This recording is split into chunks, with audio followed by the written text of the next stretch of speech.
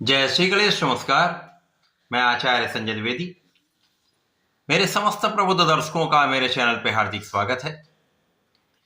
प्रिय दर्शकों, आज मैं दैत्य गुरु शुक्राचार्य के राशि परिवर्तन प्रभाव को लेकर आपके सम्मुख उपस्थित हूं। दैत्य गुरु 13 जनवरी को अपनी राशि का परिवर्तन करेंगे तथा वर्तमान धनु राशि को छोड़कर अपने परम मित्र शनिदेव की मकर राशि में प्रवेश करेंगे। अब ज्योतिष के नियमानुसार ये अत्यंत सकारात्मक परिवर्तन है, क्योंकि जब भी कोई ग्रह स्वराशि का, मित्र राशि का या उच्च राशि का होता तो उसके बल में, उसके सामर्थ्य में, उसके प्रभाव में कई गुना वृद्धि हो जाती है तथा वो ग्रह अपना संपूर्ण प्रभाव पूर्ण रूप से प्रदान कर पाता है।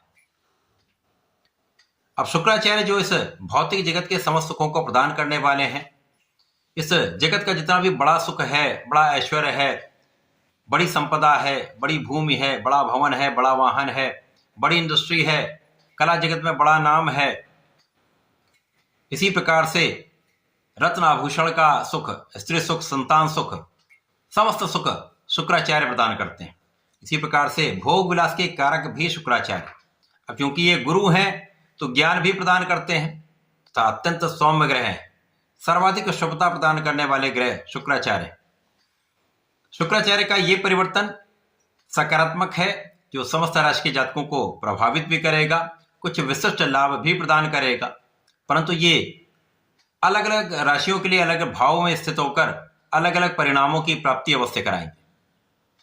प्रिय दर्शकों, आज मैं तुला राशि के लिए, जो शुक्राचार्य की ही मूल त्रिकोण राशि है, यहां पर शुक्राचार्य का किस प्रकार का प्रभाव प्राप्त होने वाला है, किन भाव में वृद्धि होगी, कितना लाभ आपको प्राप्त होगा, अथवा कहीं पर कोई समस्या या अवरोध है तो उसका क्या निवारण है, संपूर्ण विश्लेषण मैं पूर्ण तर्क के साथ करने जा रहा हूं। प्रिय दर्शकों, इस राशिफल को आप अपने लग्न तथा राशि दोनों के अनुसार देख सकते हैं। तुला राशि के लिए यदि हम अवलोकन करें तो शुक्राचार्य लग्न के स्वामी है तथा आपके अष्टम के स्वामी है। लग्नेश अष्टमेश का गोचर आपके चतुर्थ भाव में आरंभ हो रहा है। प्रिय दर्शकों, चतुर्थ भाव जो सुख संपदा का ही भाव है, ऐश्वर्य वैभव सुखों का भाव है, संपूर्ण रूप से जीवन का सर्वाधिक शुभता जिस भाव से प्राप्त होता है उनमें ये भाव माना जाता है। ये माता का भी भाव है, ये जनता का भी भाव है। यहां पर शुक्राचार्य का होना इस भाव के प्रभाव में कई सौ गुना वृद्धि करने वाला है। अब क्योंकि शुक्राचार्य यहां पर गोचर करना आरंभ करेंगे, उसके साथ साथ इनको कई ग्रहों का सहयोग भी मिल जाएगा, जिसके कारण इस भाव की प्रबलता में और वृद्धि हो जाएगी। इस गोचर काल में शुक्राचार्य के चतुर्थ भाव तो अत्यंत प्रबल हो ही रहा है। यहाँ पर भूमि पुत्र मंगल के साथ भी इनका संयोजन बनेगा, जिसके कारण तुला राशि के जातकों को भूमि भवन वाहन का लाभ अवश्य प्राप्त होगा, अथवा भूमि भवन वाहन से लाभ आपको अवश्य प्राप्त होगा। यदि आप इससे संबंधित कार्यों में हैं, इंफ्रास्ट्रक्चर में हैं, भूमि भवन वाहन से जुड़े हुए हैं, किसी प्रकार से इस क्षेत्र में आप संबंध रखते हैं, तो एक बड़ा धन लाभ होता दिख रहा है। इस पूरे गोचर काल में आपका भाग्य भी साथ देता रहेगा, जिसके कारण कुछ आकस्मिक लाभ की स्थिति बन रही है। यहां पर कुछ बड़े धन लाभ की स्थिति अचानक आपको प्राप्त होती दिख रही। यह समय आपके लिए अत्यंत विशेष होने वाला है। तुला राशि के लिए अत्यंत सकारात्मक ये परिवर्तन है। अब इस समय में आपकी क्षमता में वृद्धि होगी, आपके प्रभाव में वृद्धि होगी, आपका सामर्थ्य पहले से कई गुना बढ़ेगा। तो इस समय में आपकी लग्न भी प्रबल रहने वाली है और स्वास्थ्य समस्याएं भी कम से कम होंगी, जिसके कारण इस समय का संपूर्ण प्रभाव आप प्राप्त कर पाएंगे। और जब स्वास्थ्य बहुत अच्छा होता है तो आप अपना संपूर्ण परिश्रम सही दिशा में कर पाते हैं, सही प्रयास कर पाते हैं, अपनी उपयोगिता का आप संपूर्ण लाभ ले पाते हैं, अपनी योग्यता का, अपनी कुशलता का आप अपने जीवन में उपयोग कर पाते हैं। साथ ही साथ इस समय आपका बुद्धि बल भी अच्छा रहने वाला है।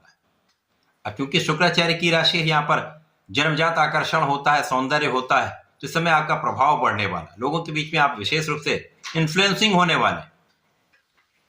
तो ये समय आपके लिए अत्यंत विशेष है। इस समय में आपके विशेष ज्ञान में वृद्धि का योग बन रहा है। कुछ ऐसा ज्ञान जिसके लिए आप प्रयास कर रहे थे, कुछ विशिष्ट ज्ञान प्राप्ति का योग बन रहा है, स्पेसिफिक क्वालिफिकेशन प्राप्ति का योग बन रहा है, या आध्यात्मिक ज्ञान प्राप्ति का योग बन रहा है। तो ऐसे ज्ञान की प्राप्ति भी आपको होगी, आपका मन भी लगेगा, अध्यात्म में भी आपका मन लगेगा, धर्म कर्म के कार्यों में आपका मन लगेगा, और पूजा पाठ में आपकी रुचि बढ़े। इस समय परिवार का भी सहयोग मिल जाता है।